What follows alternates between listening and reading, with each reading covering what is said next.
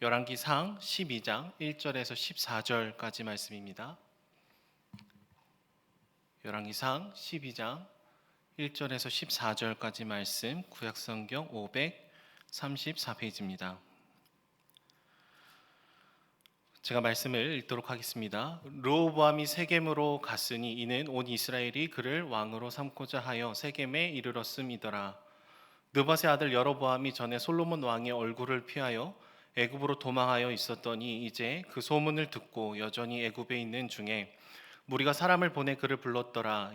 여로보암과 이스라엘의 온 회중이 와서 르호보암에게 말하여 이르되 왕의 아버지가 우리에게 멍에를 무겁게 하였으나 왕은 이제 왕의 아버지가 우리에게 시킨 고역과 매운 무거운 멍에를 가볍게 하소서. 그리하시면 우리가 왕을 섬기겠나이다. 르호보암이 대답하되 갔다가 3일 후에 다시 내게로 오라 하매 백성이 가니라. 르호보암 왕이 그의 아버지 솔로몬의 생전에 그 앞에 모셨던 노인들과 의논하여 이르되 너희는 어떻게 충고하여 이 백성에게 대답하게 하겠느냐.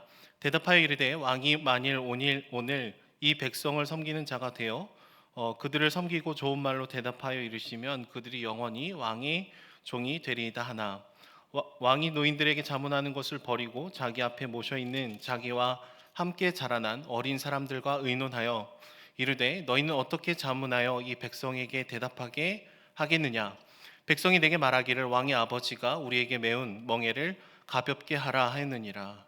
함께 자라난 소년들이 왕께 아뢰어 이르되 이 백성이 왕께 아뢰기를 왕의 부친이 우리의 멍에를 무겁게 하였으나 왕은 우리를 위하여 가볍게 하라 하였은즉 왕은 대답하기를 내 새끼손가락이 내 아버지 허리보다 굵으니 내 아버지께서 너희에게 무거운 멍에를 매게 하였으나 이제 나는 너희의 멍에를 더욱 무겁게 할지라. 내 아버지는 채찍으로 너희를 징계하였으나 나는 전갈 채찍으로 너희를 징계하리라 하소서. 3일 만에 여로보암과 모든 백성이 르호보암에게 나왔으니 이는 왕이 명령하여 이르기를 3일 만에 내게로 다시 오라 하였음이라. 왕이 포악한 말로 백성에게 대답할세 노인의 자문을 버리고 어린 사람들의 자문을 따라 그들에게 말하여 이르되 내 아버지는 너희의 멍에를 무겁게 하였으나 나는 너희의 멍에를 더욱 무겁게 할지라. 내 아버지는 채찍으로 너희를 징계하였으나 나는 전갈 채찍으로 너희를 징치하리라 하니라. 아멘. 난방을 좀 위에 꺼주시면 좋을 것 같은데요. 미국 프로농구 NBA 선수 중에 카이리 어빙이라는 슈퍼스타가 있습니다. 저희 교회 윤시온 목사님처럼 키는 그렇게 크지는 않은데 굉장히 빠르고 드리블 잘하고 슛을 잘 넣는 굉장히 유명한 이 선수입니다. 근데 이 선수가 2017년 2월에 지구가 둥글다라는 것은 과학자들의 조작이며 실제로 지구는 평평하다라는 얘기를 공식 석상에서 얘기를 했습니다. 일종의 이제 음모론을 제기를 한 것이죠. 그래서 유튜브에 이게 댓글이 달리기 시작을 했는데요. 엄청나게 많은 악플들이 달리기 시작을 했습니다. 그래서 댓글 중에 내용 중에 하나가 그럼 네가 들고 다니는 농구공도 평평하게 보이냐? 뭐 이런 댓글들도 막 있었습니다. 그러니까 많은 사람들이 지구 평면설에 대해서 굉장히 비판을 하기 시작을 했던 것이죠. 그러니까 우리의 상식으로 보면은요, 이 지구가 평평하다라는 이 사실이 굉장히 말도 안 되는 주장인 것 같습니다. 누군가는 이 사람이 이렇게 농구 선수니까 뭐 공부를 조금 부족하게 했구나 쉽게 저희가 추측을 해볼 수도 있겠지만 이 카이리 어빙은 하버드 경영대학원에서 MBA 과정을 공부하는 사람이었습니다. 뭐 저희의 추측이 틀렸던 것이죠. 그는 자신이 지구 평면설에 빠지게 된 이유가 유튜브 때문이다라고 얘기를 했어요. 유튜브에서 우연히 클릭하게 된 동영상을 봤더니 지구가 사실은 둥그렇지 않고 평면이다라는 얘기를 듣게 됐고 이 영상을 보다 보니까 굉장히 과학적인 것 같고 논리적이고 그럴싸한 이야기가 있다라고 판단을 하게 됐습니다. 근데 이 비슷한 동영상을 한 번 보고 두 번 보고 세 번 보다 보니까 이게 믿어지더라라는 거예요. 지구가 평평하구나. 내가 걸어갈 때 평평하니까 그렇게 생각을 하게 된 것이죠. 그래서 나중에 많은 사람들의 공개적인 비판을 받게 된 다음에 그냥 나의 농담이었다, 막 이렇게 얼버무린 모습들도 보였지만 또 다른 유튜브 가짜 뉴스에 속아서 팀 훈련을 무단 결석하는 모습들도 종종 보이곤 했습니다. 여러분 요새 우리가 가장 많이 시간을 보내는 어플이 이 유튜브이지 않을까 싶어요. 그래서 유튜브는 구글이라는 회사가 만든 플랫폼인데요. 여러분 구글에 들어가서 무엇인가를 검색을 하게 되면은 여러분들이 검색을 했던 그 데이터가 분석이 돼서 전혀 다른 사이트에 들어가도 내가 아까 검색했던 그 상품이 옆에 뜨게 되는 것을 경험해 본 적이 있을 것입니다. 만약에 내가 뭐 부동산, 뭐 남양 분양 뭐 이렇게 치면은 새로 분양하는 아파트들의 그 광고들이 전혀 다른 사이트에 갔음에도 불구하고 옆에 이렇게 뜨게 되는 것이죠. 뭐 전자기기를 검색하면 아까 봤던 그 제품, 내가 결제 직전까지 갔던 그 제품이 다음 날 아침에 보는 다른 배너에 이렇게 뜨게 되는 모습을 볼 수 있습니다. 그러니까 AI가 뭐 딥러닝 방식이라고 얘기를 해서 우리의 데이터를 축적을 하고 우리 한 사람 한 사람에게 가장 적합한 광고를 제공을 해 준다라는 것이죠. 이것을 초개인화 광고다라고 얘기를 해줍니다. 이 사람이 무엇을 좋아하고 무엇을 관심을 갖고 무엇을 사려고 고민하는지를 다 분석한 다음에 추천을 해주는 시스템이라고 이해를 해보시면 좋을 것 같아요. 그러니까 왜냐하면 내가 어떤 페이지에 몇 초에 머물렀는지 어떤 키워드를 검색을 주로 했는지가 다 IP를 통해서 분석이 되고 있기 때문에 그렇습니다. 그래서 여러분들이 유튜브에서 어떤 동영상을 보게 되면은 그 동영상을 본 사람들이 관심 갖고 있는 또 다른 동영상, 내가 구독하지 않았음에도 불구하고 그 영상들이 계속해서 뜨게 되는 것이죠. 제가 한번 그 사진을 인화하는 프린트를 검색한 적이 있었는데 유튜브에 들어가서 보니까 사진을 인화할 수 있는 프린터를 리뷰해준 동영상이 한 7개 정도가 상단에 노출이 되게 되었습니다. 그러니까 이 지구 평면설을 검색을 해본 이 카이리 어빙에게 이 비슷한 동영상이 추천되고 가만히 있어도 다음 동영상이 이렇게 재생되는 그런 모습들이 있는 것이죠. 그러니까 이런 플랫폼을 운영하는 회사들이 우리 개개인의 관심, 뭐 생각, 정서들에 대한 데이터를 꽤나 많이 이미 가지고 있다라는 거예요. 그것을 분석하고 그것을 사용하고 그것을 활용하고 있다라는 것이죠. 트렌드 코리아 2021 그리고 포노 사피엔스라는 책들을 보면은 이런 현상들에 대해서는 지극히 당연한 현상이라고 얘기를 하고 있습니다. 근데 굉장히 긍정적으로 얘기를 해줘요. 우리가 무엇인가를 고민하기 이전에 그 고민을 읽어주고 제안을 해준다. 내가 무엇인가를 찾고 찾아 나서기 전에 그런 제안들이 먼저 우리에게 주어진다. 굉장히 편리한 세상이 왔습니다라고 얘기를 해줍니다. 굉장히 긍정적으로 얘기를 하는 것이죠. 단지 말하지 않아도 내가 필요한 것을 짠 하고 제공해주는 그런 편리한 서비스가 있습니다라고 얘기를 하지만 최근에 넷플릭스에 올라온 소셜 딜레마라는 이 다큐멘터리 영화를 보시면 이 한 개인의 성향을 미리 파악하고 제시하는 이 초개인화라는 이 방식은 우리의 생각과 정서와 감정을 잠식해 나가는 어두운 측면이 있다라고 문제를 제기를 합니다. 이 영화를 보시면은 이 IT 기업에 종사하던 사람들이 나와서 자신들이 했던 그 역할들에 대해서 얘기를 하는 그런 인터뷰로 이렇게 구성이 되어 있는데요. 그냥 우리가 관심 있는 것을 찾아주고 맞추어 주는 것뿐만 아니라 이 사람의 심리를 자극하고 조작하고 더 많은 광고 수익을 창출해 나가기 위해서 그것을 계속해서 이용하는 것에 대해서 얘기를 하고 있어요. 그러니까 문제는 이런 플랫폼을 이용하는 이 회사들 가운데 가장 커다란 목적은 어떻게 해서든 내가 운영하는 이 플랫폼에 많은 사람들이 들어와서 가능한 오랜 시간을 머무르게 하기 위해서 수단과 방법을 가리지 않는다라는 것입니다. 그러니까 아까 말씀드린 것처럼 지구가 평평하다라는 이야기가 사실은 과학적으로 상식적으로 전혀 맞지 않음에도 불구하고 그게 별로 상관없다라는 거예요. 이 영상에 나오는 내용들이 진짜인지 아닌지는 유튜브 입장에서는 상관이 없고 그냥 사람이 유튜브를 더 많이 보게 하기 위해서 광고 수익을 더 벌기 위해서 비슷한 종류의 영상들을 계속해서 추천을 해 준다라는 것이죠. 만약에 내가 정치적으로 보수적인 스탠스를 갖고 있다면 계속해서 이제 스탠스를 갖고 있는 동영상을 추천을 해줍니다. 반대로 내가 진보 성향의 스탠스를 가지고 있으면은 계속해서 그 진영에서만 얘기하는 논리들만 계속해서 얘기를 해 주는 것이죠.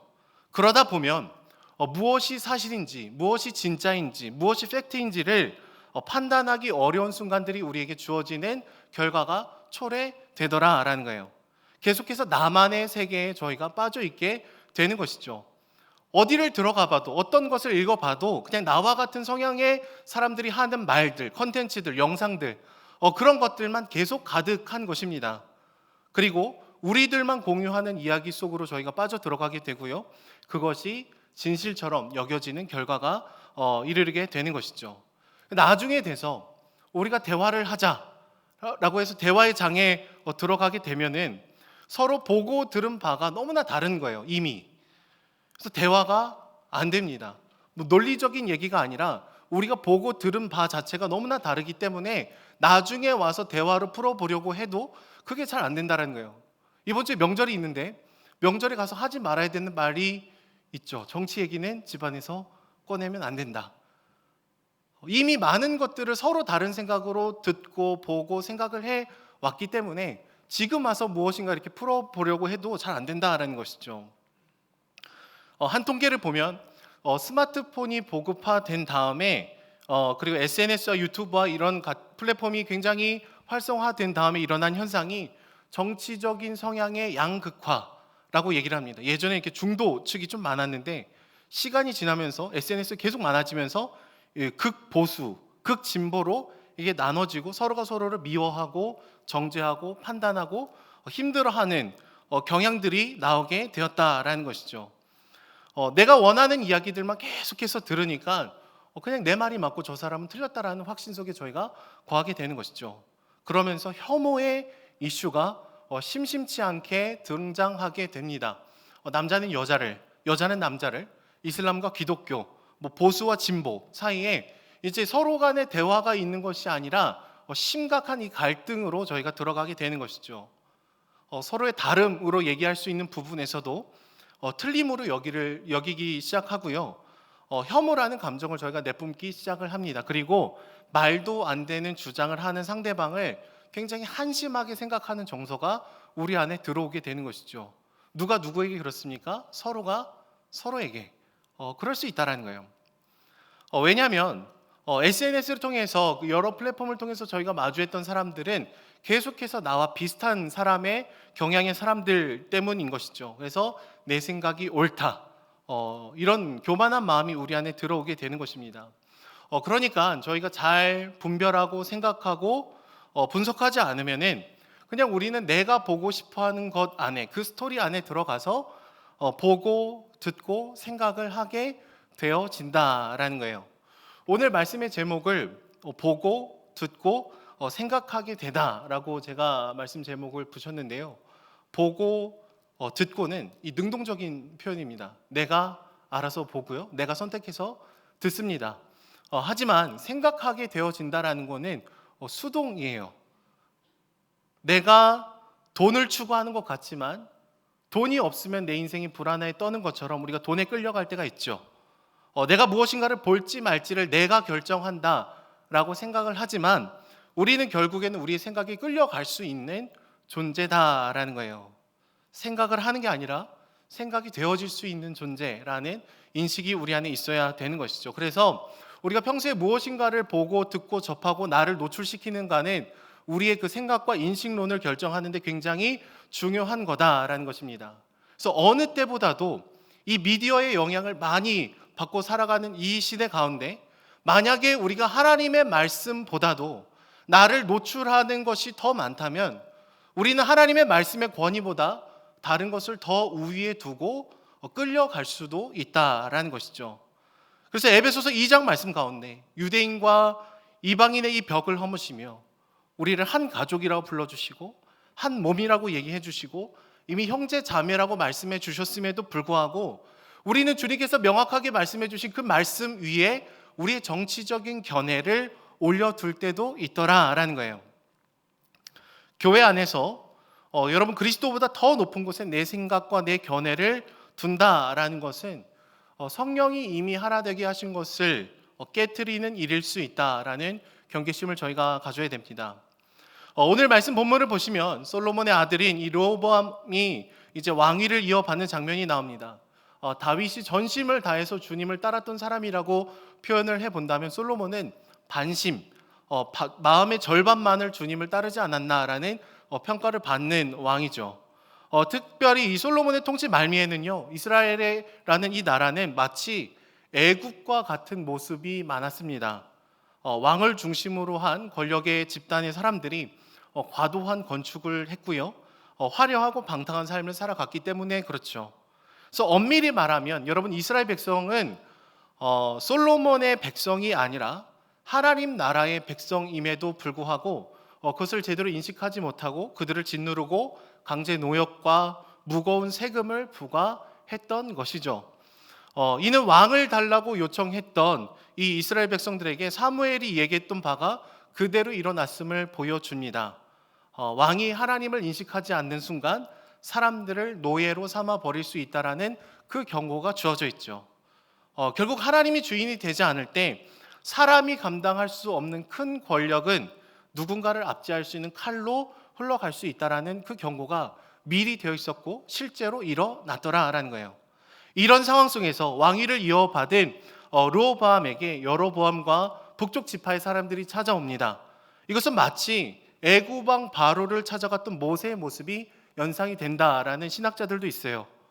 여로보암은 지파의 수장들과 함께 요청을 합니다. 더 이상은 고역과 멍에를 매지 않도록 우리를 좀 자유롭게 해 주십시오라는 요청을 해요. 만약 그러면 우리가 평생을 다해서 섬기겠습니다라는 고백을 합니다. 하지만 르호보암 왕은 오늘 말씀 보시면 3일 뒤에 다시 찾아와라 라고 얘기를 했어요. 신중하다고 생각이 듭니다. 여러 생각이 스쳐 지나갔겠죠. 계산기를 이리저리 두드려 봤을 것입니다. 그런데 이 르호보암은 솔로몬 왕의 참모진이었던 연세가 지긋하신 노인들에게 가서 첫 번째로 물어봅니다. 어떻게 해야 됩니까? 라고 여쭤봤을 때 그들은 백성들의 이야기에 귀를 기울이고 다시 섬기는 왕으로 섬기면 그들이 영원히 왕을 섬길 것입니다 라는 이렇게 올바른 조언을 해 주셨습니다. 하지만 오늘 우리가 읽은 8절 말씀을 보시면 어떻게 기록이 되어 있습니까? 우리 8절 말씀을 읽어보도록 하겠습니다. 왕이 노인들이 자문하는 것을 버리고 자기 앞에 모셔있는 자기와 함께 자란 어린 사람들과 의논하여 라고 기록이 되어 있어요. 보시면은 왕이 노인들이 자문한 것을 어떻게 했다라고 얘기를 하죠? 버리고. 젊은 사람들과 논의하기 전에 르호보암이 취한 행동은 어른들을 통해서 들었던 말을 버렸다라는 것입니다. 버린 것이 먼저예요. 그리고 그 다음에 자신과 어린 시절부터 함께 자랐던 사람들과 이야기를 하기 시작을 하죠. 8절이란 한 구절에도 이 자기라는 단어가 두 번이 기록이 되어 있는데 이건 르호보암 왕이 굉장히 자기 중심적인 모습을 보이고 있다는 것을 추측해 볼 수 있습니다. 한 나라의 왕과 여러분 함께 교육을 받고 자라난 소년들이라 함은 하나님을 이 깊이 떠난 나라의 권력 기반의 이 자제들임을 우리는 추측할 수 있습니다. 사회적인 특권층으로 볼 수도 있겠죠. 이들은 한 번도 고생을 해보지 않았을 가능성이 높습니다. 그리고 그렇게 자라났을 가능성이 큰 존재들인 것이죠. 이들에게 있어서 평범한 사람들의 고통이라는 것은 그냥 별로 감흥을 주지 못하는 감정이었을 것입니다. 백성들의 피, 땀, 눈물이 깃들어 있는 이 세금이라는 것은 그냥 어렸을 때부터 받아 누렸던 당연한 특권으로 여겨졌을 가능성이 높은 것이죠. 그래서 그들은요, 오랜 기간 동안에 힘들어하고 아파했던 이스라엘 백성들의 이 신음소리를 제대로 듣지 못합니다. 공감을 하지 못하더라라는 거예요. 오히려 더 세게 나가라고 권유를 하죠. 아마 이렇게 얘기했을 것 같아요. 아마도 지금 백성들이 당신을 아버지 왕보다 무시하는 것 같습니다. 더 세게 나가십시오. 아버지보다 내가 더 강하다라는 인상을 주셔서 초반에 길을 확 잡으십시오. 이렇게 권유를 하지 않았을까 싶어요. 그래서 르호보암 왕은 아버지 솔로몬 왕보다 자신이 더 대단한 존재라는 것을 굉장히 지나치게 강조를 하죠. 내 새끼손가락이 내 아버지 허리보다 굵다. 말도 안 되죠. 아버지는 채찍으로 징계를 했지만 나는 전갈 채찍으로 너희를 징계하겠다라고 이렇게 굉장히 오버를 하고 있습니다.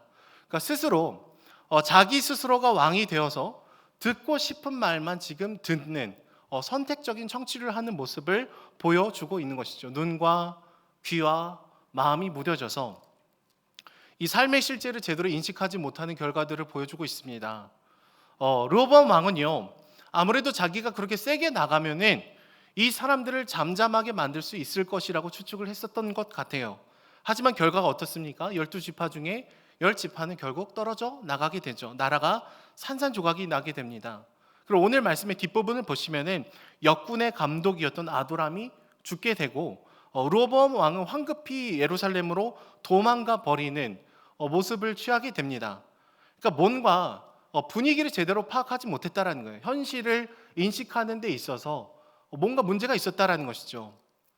여러분, 우리는 언제 이렇게 우리의 눈과 귀와 마음이 이 현실을 제대로 인식하지 못하는 모습으로 나가게 될까요? 우리가 바라봐야 할 하나님을 우리가 집중해서 바라보지 못할 때, 또 다른 탐욕에 우리 마음이 끌려갈 때, 우리는 우리 마음이 무뎌지는 것을 보게 됩니다. 제가 검사내전이라는 책을 본 적이 있는데 이제 사기를 당하는 케이스들에 대해서 그 책에 나와 있습니다. 그런데 사기를 당하는 사람들의 공통적인 특징이 하나 있는데 너무나 말도 안 되는 가격으로 나온 매물을 기회라고 생각하고 달려든다라는 거예요. 욕심이 우리 안에 들어오게 되고 잘못된 마음이 우리 안에 들어오게 되면은 두 발짝만 물러서서 보더라도 이거는 말이 될 수 없는 조건인데 우리는 그것에 끌려가게 되더라라는 것이죠. 여러분, 이 왕이라는 것은 애초에 하나님께서 기름을 부어주신 존재였습니다. 하나님의 말씀을 따라서 이 땅을 다스리고 통치하는 대리인으로서 하나님의 그 말씀을 반사해 내는 이 중개자의 모습을 가졌어야 되는 것이죠. 하지만 이 솔로몬과 르호보암은 그것을 지금 알지 못하는 것 같아요. 오히려 백성을 착취하고 백성 위에 군림하고 그들의 고통을 외면하는 것이죠. 두 번째로 그들은 이스라엘 백성들이 하나님의 형상으로 지음을 받은 하나님의 백성이라는 것을 인식하지 못했습니다. 그냥 나의 백성, 나의 소유 정도로만 생각을 했던 것이죠. 그래서 그들의 고통을 외면할 수 있었습니다. 더 큰 전갈 채찍으로 휘두르겠다는 말도 안 되는 협박을 할 수가 있었던 것이죠. 이 백성들을 대하는 모습을 보았을 때 르호보암 왕 가운데는 하나님이란 단어가 그 가슴에 전혀 기억이 나지 않는 것을 저희가 볼 수가 있어요. 하나님이 우리 인생의 주인이 아니라 다른 것이 우리 마음에 들어오게 되는 순간 우리는 시력을 잃습니다. 잘 듣지 못해요. 다른 사람의 눈물에 공감하지 못하게 되는 것이죠. 그러면서 우리 시야가 굉장히 좁아져서요, 교만하게 되고 내 생각만이 옳고 다른 사람의 생각은 틀렸다라는 그런 마음들이 우리 안에 들어오게 된다는 거예요. 오늘 말씀 본문의 8절과 13절은 계속해서 반복합니다. 르호보암이 노인들의 자문을 버렸다. 노인들의 자문을 버렸다라는 것을 두 번이나 반복해서 얘기를 하고 있어요. 계속해서 하나님의 말씀이라는 절대음에 우리의 삶을 맞추려고 노력을 한 것이 아니라 그냥 자기 중심적인 관계들 안에서 내가 듣기 좋은 말만 해주는 사람들의 이야기에 갇혀버리고 있는 것이죠. 그 결과는 하나님이 세우신 이 이스라엘이라는 나라가 남과 북으로 쪼개지게 되는 이 슬픈 결말을 갖게 되는 것입니다. 여러분, 하나님께서는 이스라엘 백성들이 하나님이 아니라 인간 왕을 주십시오라는 요청을 하는 그 순간부터 그런 시도가 얼마나 많은 위험을 내포하고 있는지를 얘기를 해 주셨습니다. 그리고 르호보암 왕이 자기 스스로 하나님이 아닌 자신의 왕국을 다스리려다가 이 10지파가 찢어나가는 것을 미리 예언을 하신 것이죠. 주 안에 사랑하는 여러분, 우리도요, 하나님의 말씀이 아니라 내게 익숙하고 내가 듣고 싶은 말들만 듣고 보게 된다면 여러분, 우리의 인식체계에 분명한 문제가 생길 수밖에 없습니다. 하나님의 말씀을 곡해하고 상식을 깨트리고 현실을 인식하지 못하고 눈과 귀와 마음이 무뎌져서 오히려 공동체를 깨뜨려 버릴 수 있는 위험성이 우리 안에 도사릴 수도 있다라는 것이죠. 오늘을 살아가는 우리의 모습은요, 서로의 얼굴도 다르고 살아온 삶도 다르고 서로의 의견도 굉장히 다를 수밖에 없는 존재들이죠. 사실 교회라는 공동체는 우리가 어떤 기준을 다 채워서 우리가 모인 존재가 아니라 예수 그리스도의 그 구원의 은혜, 선물을 받아서 우리가 함께 모여 있기 때문에 주님의 그 보혈을 믿는 것 빼고는 우리가 서로가 서로의 모습이 다를 수밖에 없다는 거예요. 그래서 사실 교회라는 공동체는 서로의 다른 생각이 환대받고 서로의 다양함이 존중받아야 되는 그런 공동체일 수밖에 없는 것이죠. 하지만 오늘날의 교회 모습을 보면 어떻습니까? 서로의 다름이 틀림으로 여겨지는 경우들이 굉장히 많이 있습니다. 서로를 비판하고 정죄하고 내가 생각하는 이 견해만이 옳다라는 마음의 흐름들이 굉장히 가득할 때가 많이 있는 것 같아요. 코로나가 확산이 되어 가면서 이 비대면 예배를 이제 드리게 되었을 때 어떤 분들은 대면 예배를 강행해야 된다라고 얘기를 하신 분들도 있고요. 어떤 분들은 비대면 예배를 드려도 괜찮다, 아쉽지만 괜찮다, 뭐 이런 얘기를 하신 분들도 있었습니다. 목회자들 입장에서 참 여러 고민이 되는 부분들도 있고, 이렇게 고민과 기도가 계속해서 나오는 부분들이 분명히 있습니다. 또 다른 교회의 이야기들을 들으면 이 정치 처리되면은 특정 정당을 지지해 줄 것을 요청을 받는 경우들이 굉장히 많아요. 목회자에게 내가 지지하는 정당을 강대상 위해서 좀 지지를 해 주십시오. 그런 것들을 거절해야 되는 목회자들의 고뇌가 있을 때가 참 많이 있습니다. 하지만 여러분, 그리스도는 어떤 사상이나 이념보다 뛰어넘으시는 분이시죠. 우리의 기준과 우리의 생각 아래 예수님이 놓아져서는 안 된다라는 거예요. 우리가 다시금 하나님의 말씀으로 돌아가고 이 하나되게 하신 것을 힘써 지키기 위해서는요, 첫 번째로는 겸손함이 필요합니다. 겸손함. 나라는 존재가 참으로 객관적이기 어려운 사람이라는 고백. 때로는 내가 잘못된 것을 이해할 수 있고 받아들일 수 있고 내가 익숙한 정보에만 내가 노출이 되어서 잘못된 판단을 언제든지 내릴 수 있다라는 겸손한 고백이 있어야 되는 것이죠. 두 번째로는 나와 다른 생각을 주장하는 저 사람 역시도 하나님이 보실 땐 하나님의 형상으로 지음받은 존재라는 우리가 고백을 해야 됩니다. 그런 인식이 있어야 돼요. 그래야 서로의 다름이 틀림으로 여겨지지 않게 되는 것이죠. 여러분, 모든 것 위에 그리스도만을 올려두십시오. 하나님의 뜻이 가장 절대적인 이 진리로 여겨질 수 있었으면 좋겠습니다. 성령이 하나 되게 하신 것을 깨뜨리지 않고 이미 한 몸으로 불러주신 이 공동체를 찢지 않고 나와 다른 생각들을 환대하고 그리스도 안에서 우리가 하나됨을 힘써 지켜야 되는 것이죠. 가끔 이런 상상을 하는데요. 우리가 갖고 있는 이 핸드폰을, 이 스마트폰을 2달 동안 나와 생각이 다른 사람과 바꿔서 생활을 한다면 어떤 결론이 이르게 될까라는 고민을 하게 됐습니다. 보통 저희가 접하게 되는 많은 소식들은 이 스마트폰을 통해서 이렇게 오게 되거든요.